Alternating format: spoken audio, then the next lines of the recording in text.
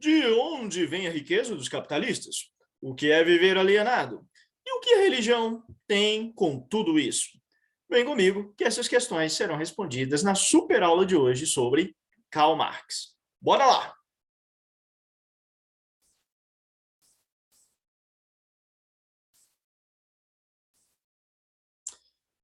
Bom, galera, olá, pessoinhas. Meu nome é Júnior, sou professor de filosofia e hoje falaremos sobre este grande pensador.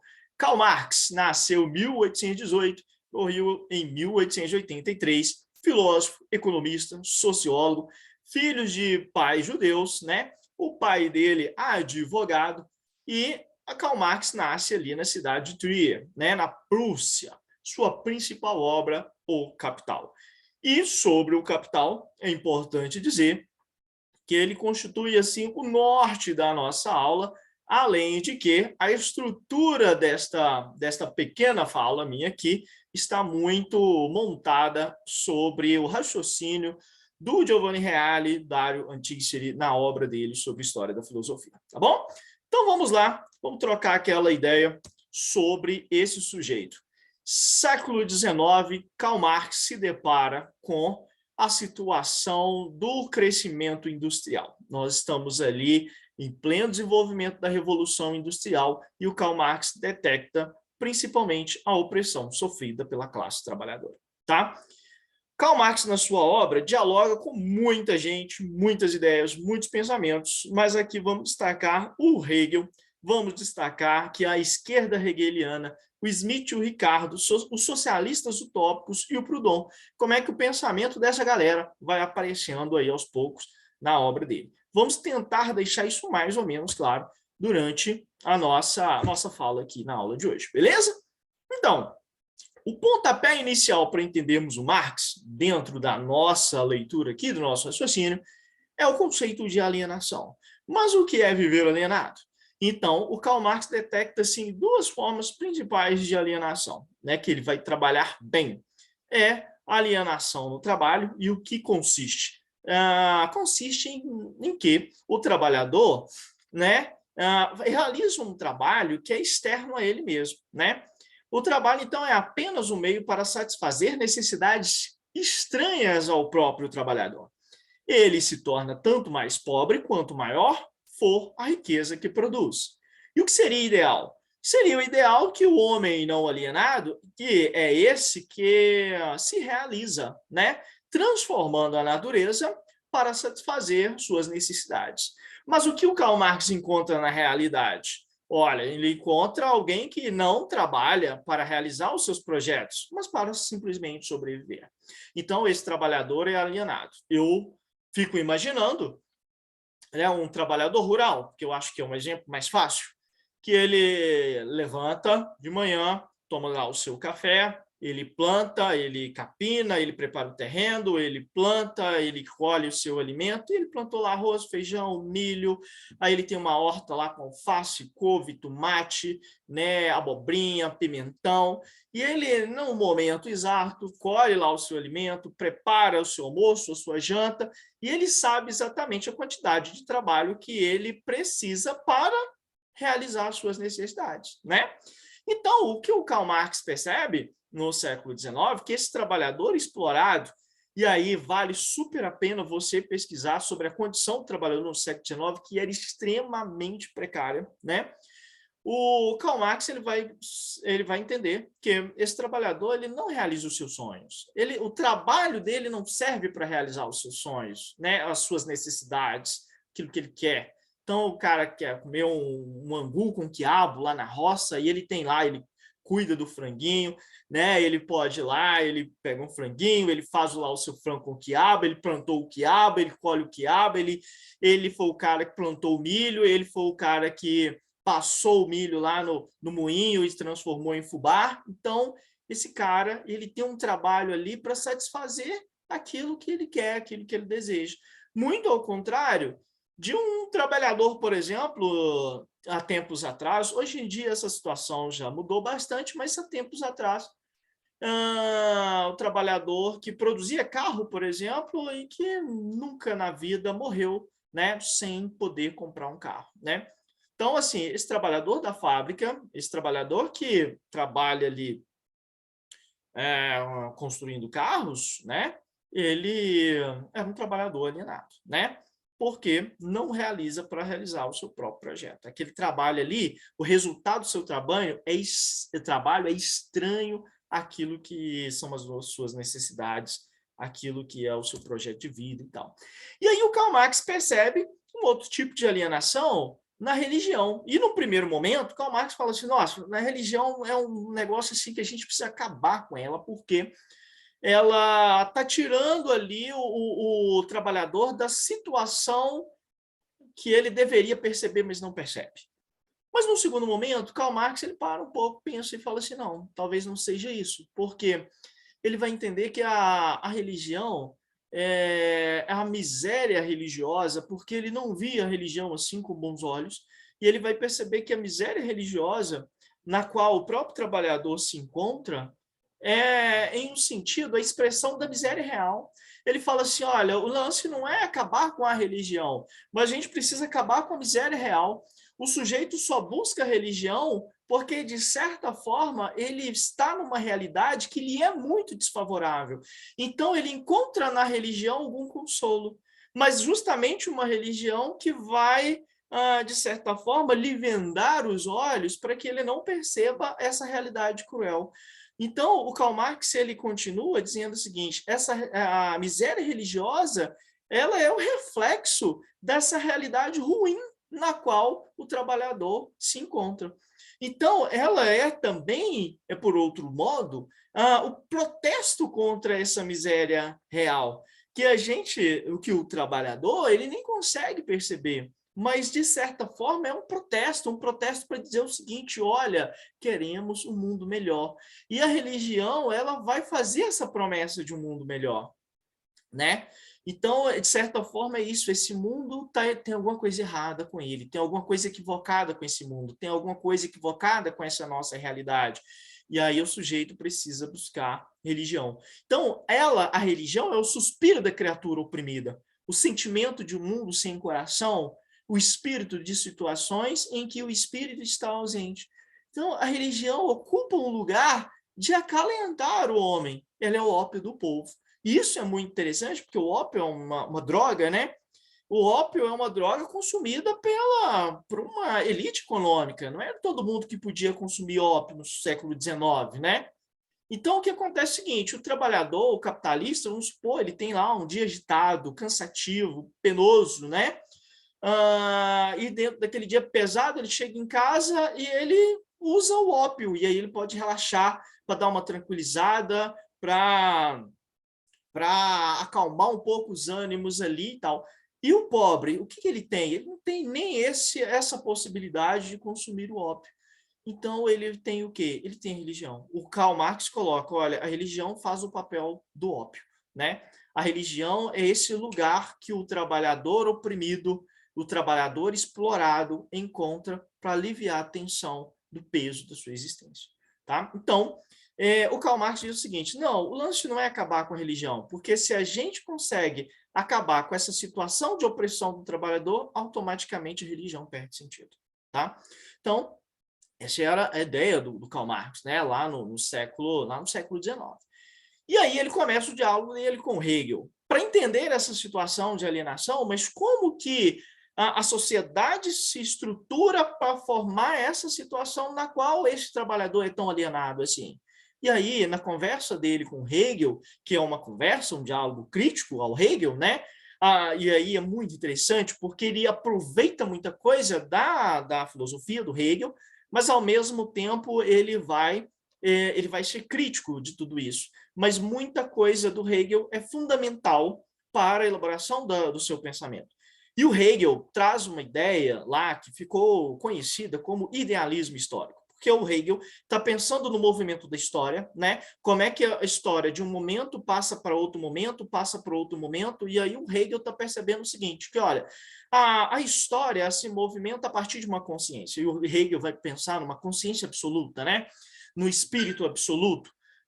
Espírito para o Hegel tem essa ideia de consciência, tá? Então, Hegel vai pensar num espírito absoluto como se tivesse uma inteligência acima de todos nós, uma superinteligência que pensa o mundo e que movimenta o mundo para a direção que essa inteligência quer, né? Inclusive, aí o Hegel pensa que vai chegar um momento que vai haver uma realização desse absoluto, e é o fim da história. É onde a história já fez toda a sua trajetória e se realizou por completo, né? Mas o Hegel, ele quando pensa nesse movimento da história, né? E o movimento da história este, que para o Hegel é dialético, e o Karl Marx vai aproveitar muito bem essa ideia da dialética. Dialética por quê? Porque você tem um momento que se forma outro momento, que se forma outro momento, mas aí o Hegel vai dizer, mas o que muda a história? A consciência, né? As ideias. E ele está falando assim, não simplesmente a minha ideia particular, a minha ideia enquanto um professor, a minha ideia enquanto um presidente da República, a minha ideia enquanto um religioso, enquanto um grande cientista, todas essas ideias mudam o mundo. Toda essa consciência muda o mundo, mas o Hegel vai dizer, mas a minha consciência de professor, a do advogado, a do político, a do cientista, fazem parte de uma grande ideia maior, né? Que é esse espírito absoluto que move a história, e aí vai transformando um momento em outro, nessa dialética, né? Então, esse é um movimento dialético, ou seja, a história está sempre em processo de transformar. Um momento modifica o outro momento. Um momento, ele acaba gerando ideias, ele acaba gerando pensamento que vai transformar este mesmo momento em outro momento, em outra situação. E o que o Marx percebe disso? Né? Ele percebe o seguinte, opa, calma aí, o Hegel matou uma charada que é muito importante, que é entender esse movimento da história. Mas talvez o Hegel não percebeu o seguinte, que não é a consciência dos homens, a consciência, as ideias, né? O pensamento, não é a consciência dos homens que determina o seu ser, mas ao contrário, é o seu ser social que determina a sua consciência. Não sei se você percebeu, mas o Karl Marx fez aqui uma inversão. Ele está querendo dizer o seguinte, não são as ideias que mudam o mundo, mas é o contrário. É o mundo que, de certa forma, muda a consciência. A verdadeira história é a dos indivíduos reais. Então ele está falando assim, não, a história que muda, a história que existe não é a história das ideias, mas é a história dos indivíduos reais. É a ação, é aquilo que a gente faz para transformar a natureza, né? É o nosso agir no mundo e as suas condições materiais. Então, basicamente, o que o Marx está querendo dizer aqui, olha, o que muda, se a gente puder resumir demais, é o pensamento dele aqui, talvez de uma forma até perigosa, mas eu vou arriscar. O que ele está querendo dizer é que, de certa forma, o que muda o mundo é a economia, né? É o que vai fazer o movimento da história é o movimento econômico. Então, e aí o Karl Marx, continuando nesse debate lá com o Hegel, ele vai sair daquilo que o Hegel propõe, de um idealismo dialético, histórico, para aquilo que o Karl Marx chama de materialismo dialético. Então, nós temos o materialismo histórico, porque são as condições materiais que movem a história. O que são condições materiais, professor? Olha, condições materiais é aquilo que nós produzimos de material para a nossa sobrevivência, para a nossa necessidade.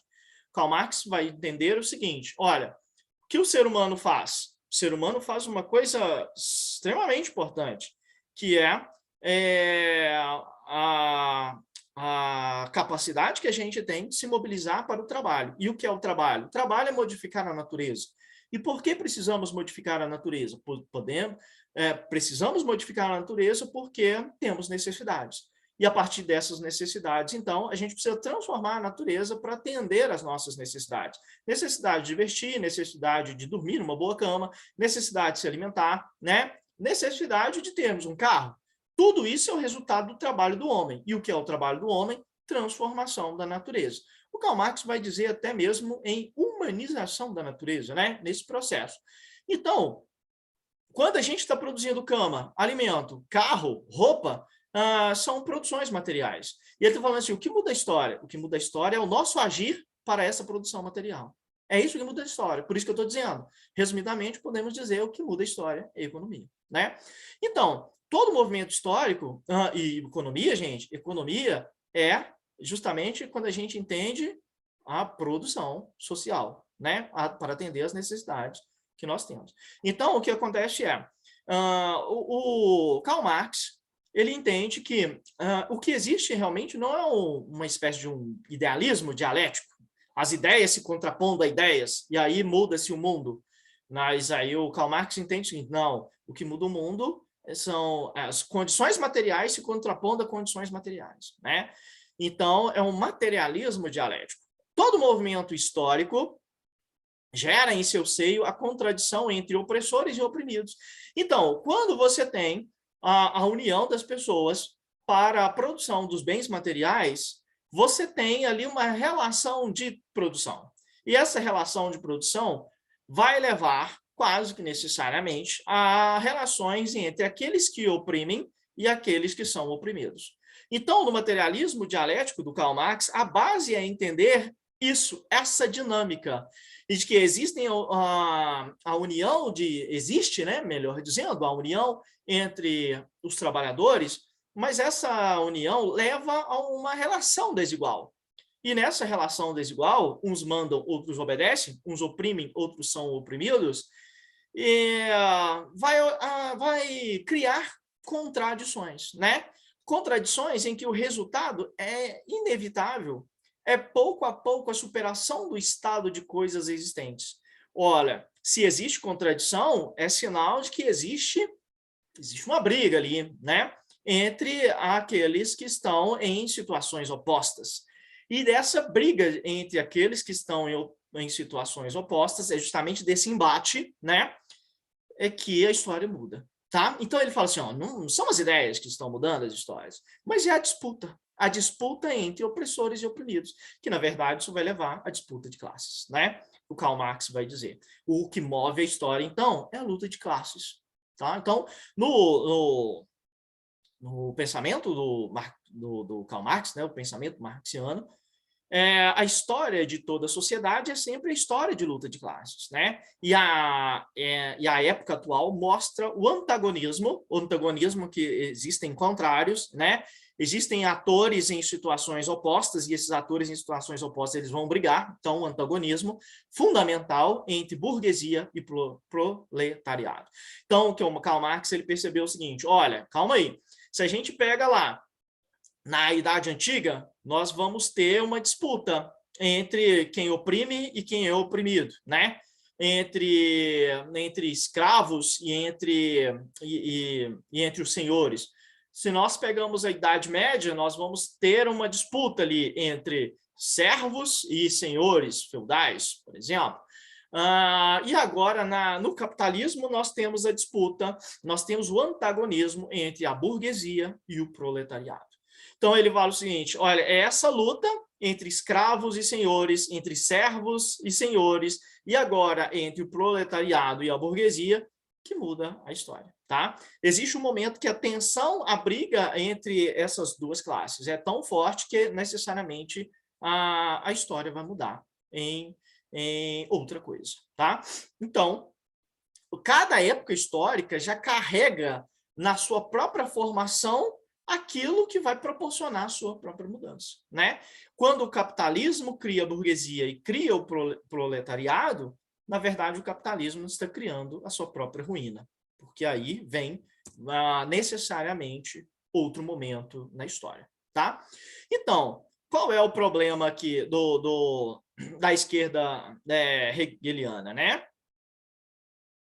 Aí o problema da esquerda hegeliana é que eles, de certa forma, compreendem todo esse processo de opressão e de luta, né, dessa luta dialética que movimenta a história entre oprimidos, né, e opressores. Eles até entendem, de certa forma, isso, mas eles querem mudar a história mudando as ideias. E o Karl Marx, né, você acabou de perceber, que o Karl Marx diz o seguinte, não, mas não são as ideias, né, que mudam a história. E o Karl Marx até diz o seguinte, nossa, eles querem combater frases, né?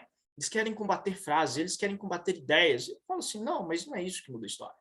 E aí o Karl Marx está dizendo o seguinte, olha, precisa entender o seguinte, que a base da estrutura da sociedade, né, é uma infraestrutura, é estrutura econômica. Então, o recado que o Karl Marx está dando ali para a esquerda hegeliana é dizer o seguinte: olha, não adianta combater ideias, a gente precisa combater a realidade, e a realidade é a realidade econômica, né? A realidade é essa infraestrutura que é a economia, é o modo de produção da vida material, né? Acabei de falar sobre isso, tendo em vista as necessidades humanas. Então, essa é a realidade que nós devemos mudar. E não frases, e não ideias, conceitos, né? A infraestrutura é composta das relações sociais para a produção. O que é isso, né? O que são essas relações sociais? É como a sociedade se organiza para produzir. Como a sociedade se organiza para produzir carros, alimentos, roupas, sapatos, livros, né? Como que a sociedade se organiza para produzir, para transportar, para vender tudo isso? Existe uma organização na sociedade para isso, né? Que no nosso caso é uma organização social que é capitalista. Mas se a gente morasse, ou se nós morássemos na Idade Média, a organização social era outra, totalmente diferente. Era uma organização feudal, né?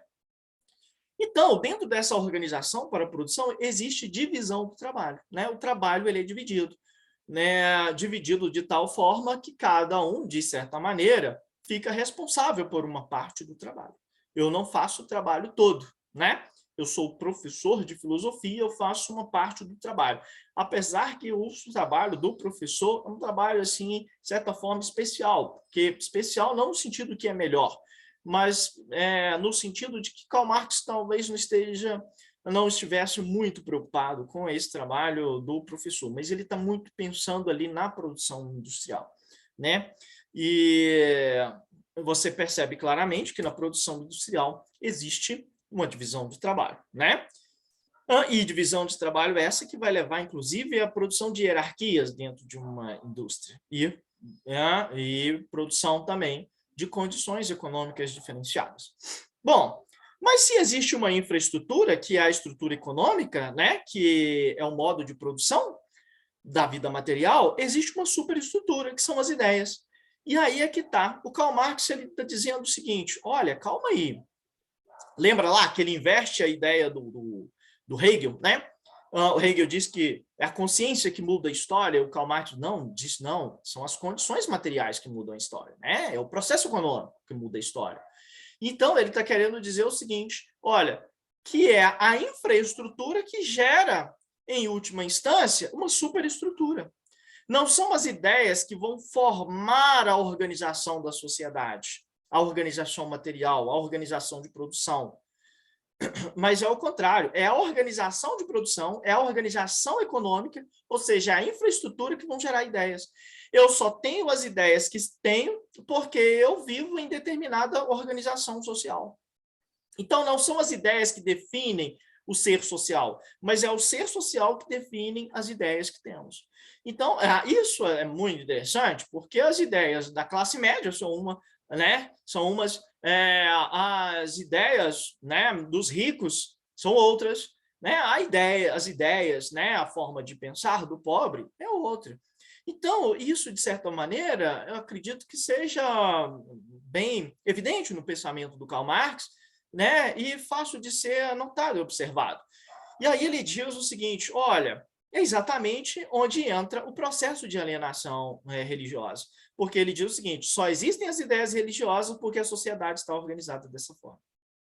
Só existe alienação religiosa e só existe construção de ideia religiosa, por exemplo, porque a sociedade está organizada de tal maneira que existe exploração, e a religião é uma fuga para isso. Então, ou seja, primeiro eu tenho a base material, a base de produção, primeiro eu tenho uma base econômica, a partir dela construir ideias. E que ideias são essas? Essas ideias são ideias políticas, né? Essas ideias são as leis, a moral, a religião. Então ele está dizendo, toda essa construção da moral, a moral, por exemplo, muitos vão entender, e muitos marxistas vão entender, que a moral, por exemplo, é uma moral burguesa, né? A moral que existe na nossa sociedade é uma moral que advém dessa estrutura burguesa que mantém que mantém os seus próprios valores na sociedade. Então, a gente vai ver isso com mais calma daqui a pouquinho. As leis que existem são leis que atendem a esse modelo de organização social, esse modelo de organização econômica, e por aí vai, tá?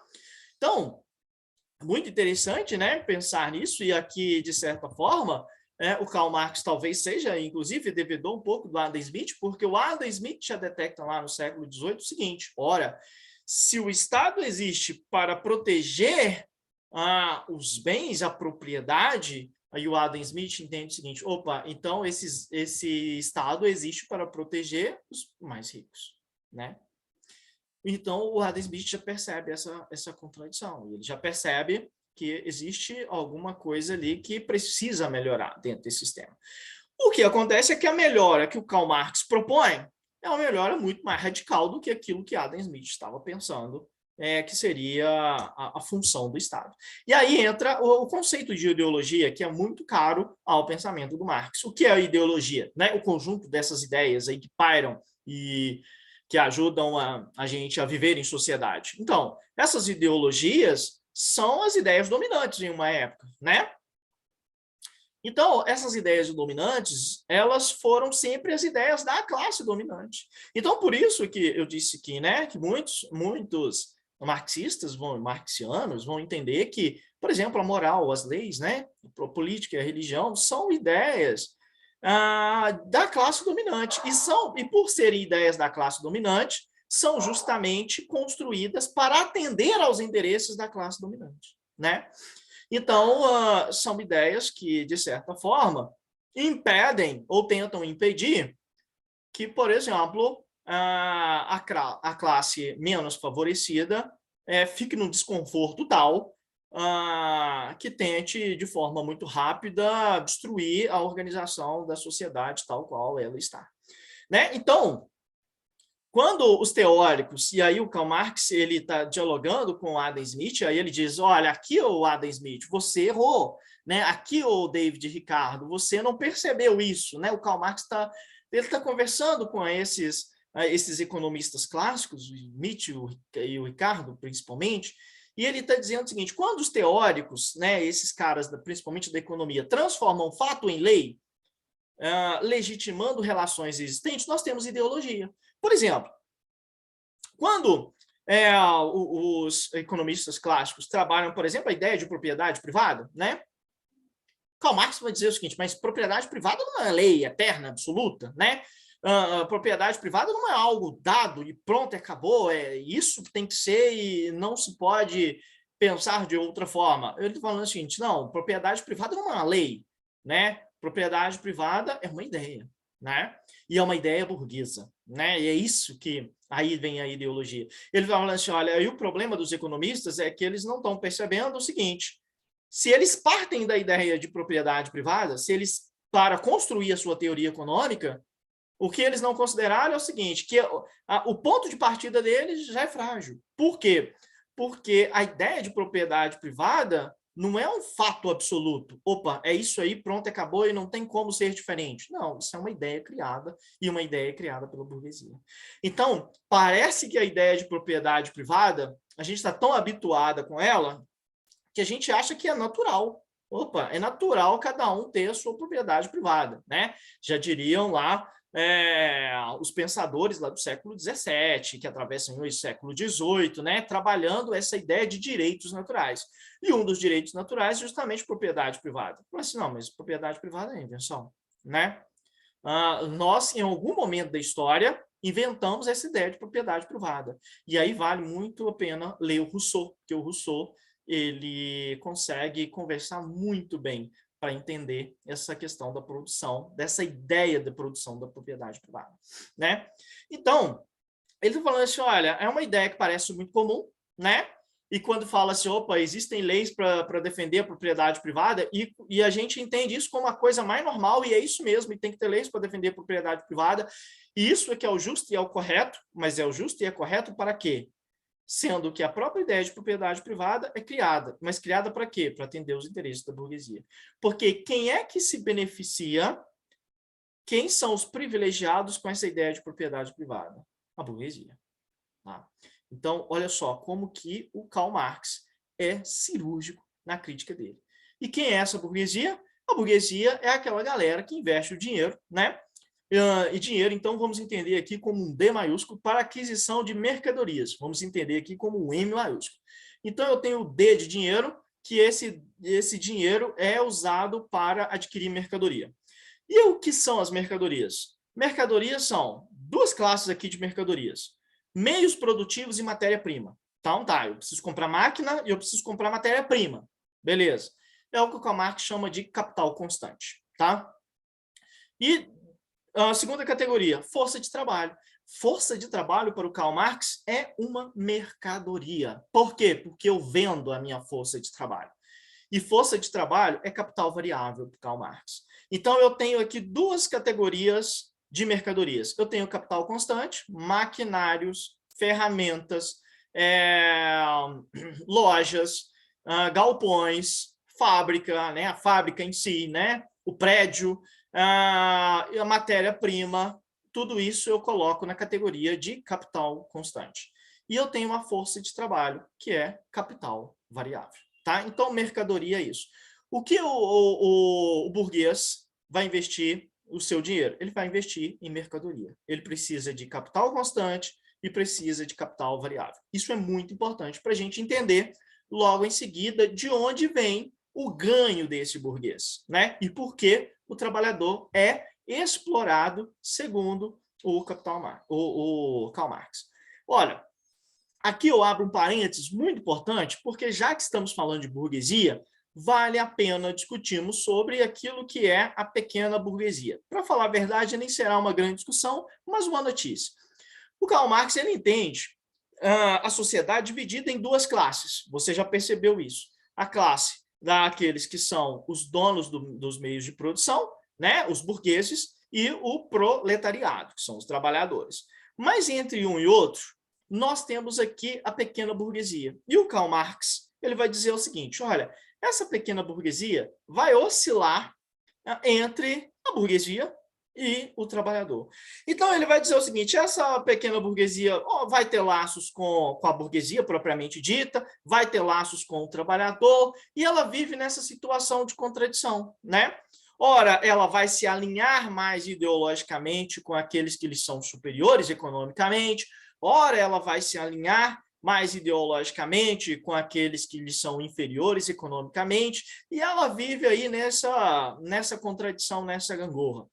E o Karl Marx vai entender justamente que a burguesia ela vai sempre querer ascender economicamente, se aproximar ali da burguesia, né? E com medo medonho, assim, com medo assim, muito grande de se tornar aquilo que ela mais foge, que é se tornar trabalhador, né? Então, se tornar parte dessa classe trabalhadora. Que é essa classe trabalhadora? O proletariado, né? Classe dos assalariados modernos que, para viver, são reduzidos a vender sua força de trabalho. Então, o trabalhador comum, né? O assalariado, o sujeito que lá bate cartão, né? O trabalhador da fábrica lá da época do Karl Marx. Segundo Marx, eles são destinados a substituir a burguesia no poder. Então, aqui é uma coisa importante. Lembra que nós dissemos aqui que cada época carrega no seu próprio seio a contradição que vai levar ao seu fim. E a contradição aqui que vai levar ao fim dessa época capitalista é o próprio proletariado, é o próprio trabalhador assalariado, né? Que de tanto ser explorado, mais dia ou menos dia fará a revolução e mudará o mundo, tá? Então, nesse diálogo aí continuando o diálogo com o Smith e com o Ricardo, ele vai pensar, sim, de onde vem o preço das coisas, né? E aqui a gente precisa de dois conceitos que já aparecem lá nesses autores, que é o valor de uso, que é aquele valor baseado na qualidade de uma mercadoria que satisfaz mais uma necessidade que a outra. Então, eu tenho uma mercadoria, sei lá, tenho blusa, né? Eu tenho uma blusa, sei lá, Eu sou um motoqueiro e eu fui lá e comprei uma jaqueta apropriada para pilotar motos. Vai me trazer mais segurança do que uma outra blusa comum que eu tenho aqui. Vai me proteger mais do frio do que uma outra blusa comum que eu tenho aqui. Então, é uma mercadoria que tem uma qualidade diferenciada e que, justamente por essa qualidade, vai atender uma necessidade minha, pilotar motos. E aí ele fala o seguinte, tá, mas o valor da minha blusa, o preço que eu pago pela minha blusa, não vem do valor de uso. Não vem do valor de uso. Porque o valor de uso, de certa forma, está ligado a uma utilidade, né? Mas não vem da utilidade. Porque eu poderia ter blusas que fazem a mesma função, têm basicamente a mesma qualidade, protegem da mesma forma, mas uma custa 10 vezes mais do que a outra, sendo que elas têm a mesma qualidade, né? Então, o preço não vem do valor de uso. E, obviamente, nós temos produtos que não têm o menor valor de uso, que no final das contas não servem para absolutamente nada, mas tem um valor, um preço altíssimo. Então, ele falou o seguinte, olha, o preço não está atrelado ao valor de uso. Mas o preço está atrelado ao quê? Ao valor de troca. E o valor de troca, ele é justamente a quantidade de trabalho socialmente necessário. Por que socialmente? Porque é o trabalho que a gente se reúne, né? Por isso que é socialmente assim, a gente se reúne para produzir alguma mercadoria, tá? Então, a quantidade de trabalho que a gente utiliza, que a gente despende para realizar alguma coisa, é que vai dar o valor da mercadoria. Em alguns casos, isso é evidente, né? É evidente. Se a gente pega, por exemplo, eu trabalho, sei lá, como fotógrafo, e aí eu tenho a minha mercadoria, a mercadoria que eu entrego para o cliente é um álbum de fotografia. E aí eu produzo ali um álbum extremamente sofisticado para o meu cliente. E aí eu vou cobrar R$ 2.000 do meu cliente por aquele álbum, porque aquele álbum, ele sei lá, ele tem uns fios dourados, ele tem uma capa super estilosa, ele foi diagramado, eu tive que pagar por uma caixinha lá, porque esse álbum vem numa caixinha muito estilosa, tem lá um prendedor nessa caixinha para dar mais segurança e proteção para esse álbum.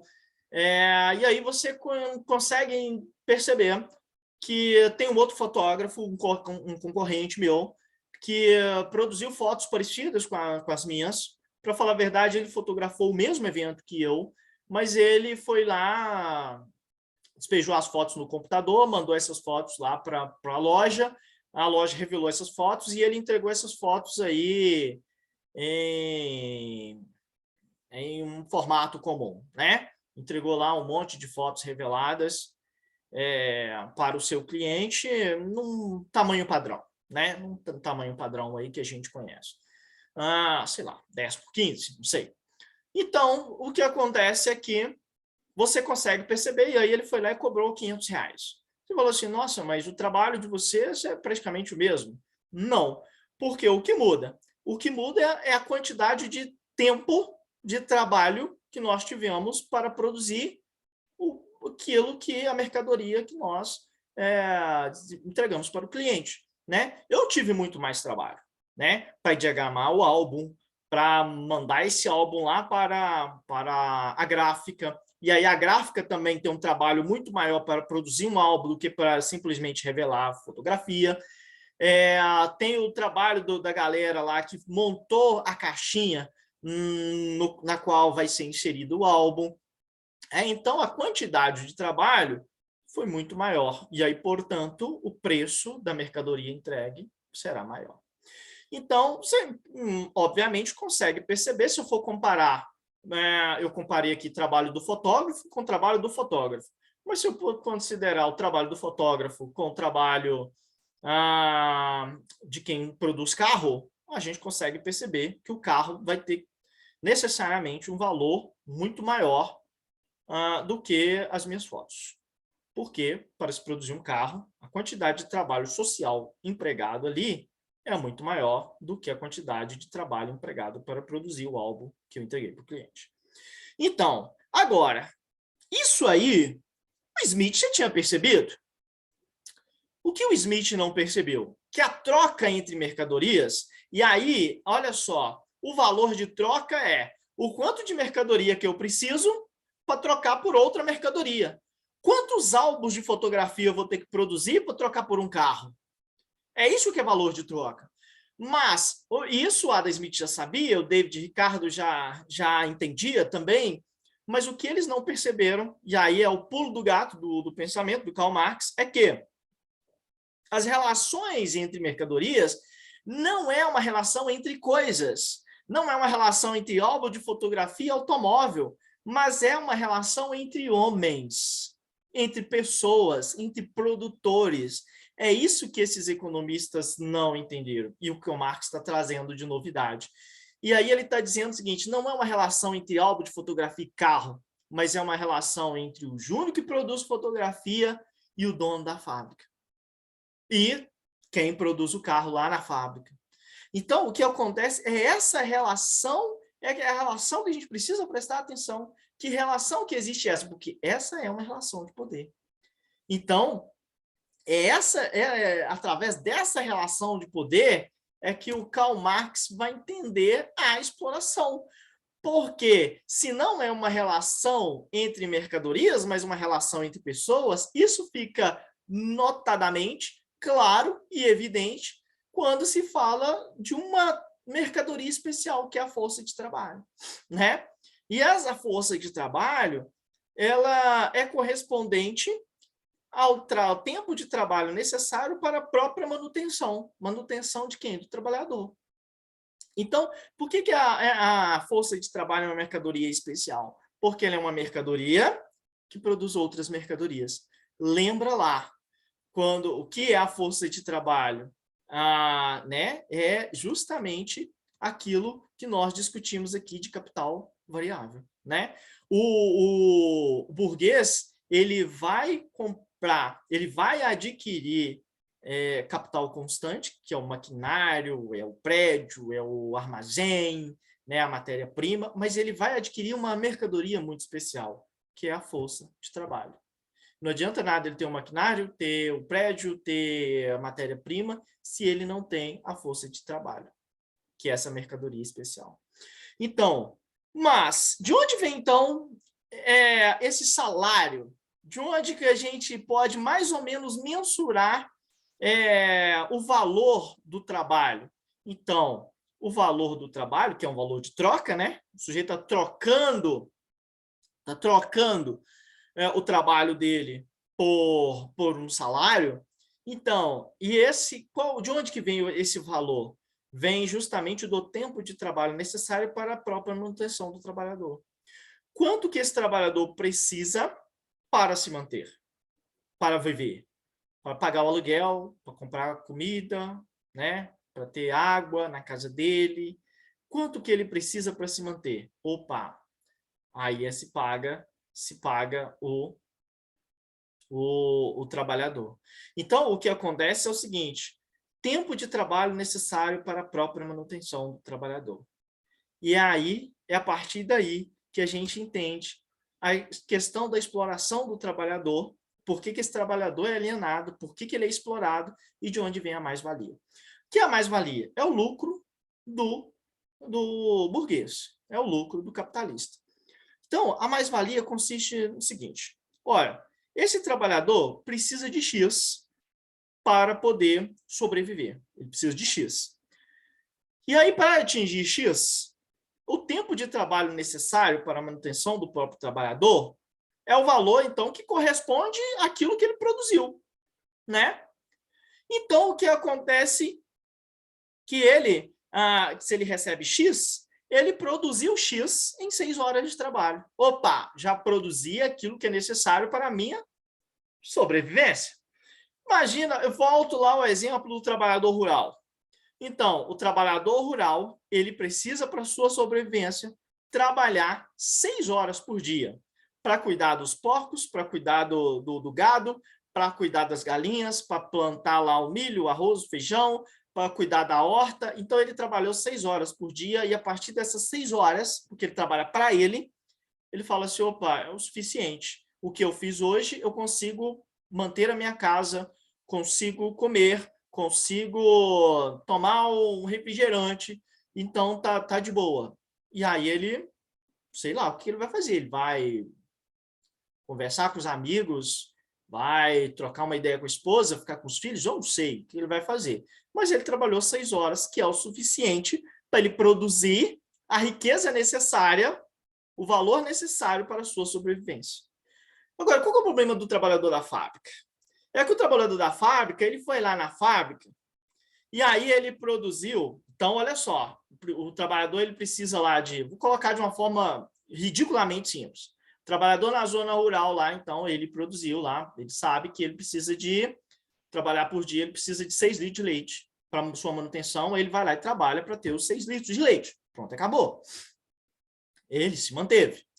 Mas o problema é que o trabalhador na fábrica, ele não produz 6 litros de leite, né? O trabalho que ele faz, a riqueza que ele gera, não corresponde a 6 litros de leite. Ele produziu 12, 15, 20, 50, 100 litros de leite, não sei. Aí você fala assim, opa, mas ele precisa só de 6 para sua sobrevivência, mas produziu 100. E esse restante, por quê? Porque o cara, mas não vai pagar ele porque ele produziu 100. O dono da fábrica vai produzir ele o necessário para a manutenção da própria mercadoria que ele tem. Que mercadoria é essa? A própria força de trabalho. Vai pagar ao trabalhador o suficiente para ele poder sobreviver. Mas ele produziu muito mais. Ele produziu muito mais do que daquilo que ele recebeu para a sua própria sobrevivência. Então, vamos supor que ele trabalhou 6 horas por dia e esse é o tempo correspondente àquilo que ele precisa produzir de riqueza para a sua própria manutenção. Mas ele não trabalhou só 6 horas, ele trabalhou 12. Então, tem 6 horas de trabalho aí que esse operário não recebeu por ela, né? Então, ele produziu riqueza o dobro daquilo e o dobro aqui, a gente está sendo muito simplista, porque geralmente ele produz o triplo, né? 5 vezes mais, 7 vezes mais, 10 vezes mais, 20 vezes mais do que aquilo que ele realmente recebe para manutenção da sua própria vida. E aí, essas 6 horas de trabalho complementar é o que o Karl Marx vai chamar de mais-valia, o lucro do capitalista, tá? Então, é o excedente de trabalho. A mais-valia é o excedente de trabalho. Se lá na roça o sujeito ele pode, e ele trabalha para a sua própria sobrevivência, ele produz aquela riqueza necessária à sua sobrevivência, lá na fábrica, e aqui eu não estou dizendo que no campo não existam trabalhadores explorados, não é isso não. Eu só estou dando o exemplo de um trabalhador rural que trabalha por conta própria, lá no seu sítiozinho, e ele consegue fazer ali para o seu bem viver, né? Eu estou comparando especificamente esse tipo de trabalhador. Karl Marx ele não era bobo, né? Sabia que existiam muitos trabalhadores explorados também no meio rural, no trabalho rural, tá? No campo. Mas, então, a mais-valia vem daí. Karl Marx sofistica essa questão da mais-valia e ele vai entender o seguinte, olha, inicialmente o sujeito tem ali um dinheiro para investir, né? Ele investe esse dinheiro, compra lá mercadorias. Mercadorias nós sabemos que é o capital constante, o capital variável. E aí, no final das contas, com todo esse processo, ele tem lá um dinheiro ganho. E o dinheiro ganho é maior, então, que o dinheiro investido, tá? Então, esse dinheiro ganho, quando ele tinha X, com esse X ele comprou mercadoria, né? Ou mercadorias, e no final das contas ele tem XX, né? Ele produziu, vendeu, e aí ele tem XX. Então, o dinheiro ganho pelo capitalista é maior do que o dinheiro inicial que ele tinha investido. Só que Karl Marx diz que esse dinheiro ganho vai se transformar em novo investimento, tá? Vai virar capital de investimento, e aí sucessivamente. Beleza? Então, para finalizar, o Karl Marx está dizendo o seguinte, essa situação de exploração não passa despercebido pela história, porque é justamente essa situação de exploração o cerne da contradição entre os burgueses e o trabalhador assalariado, que justamente dessa disputa, desse embate entre os dois, vai causar a mudança na história. E a mudança na história é do capitalismo, que explora, para o comunismo. E aí o comunismo, para o Karl Marx, é uma espécie assim de acabar com esse movimento da história, né? Então, por quê? Porque o comunismo é o auge desse processo de mudança.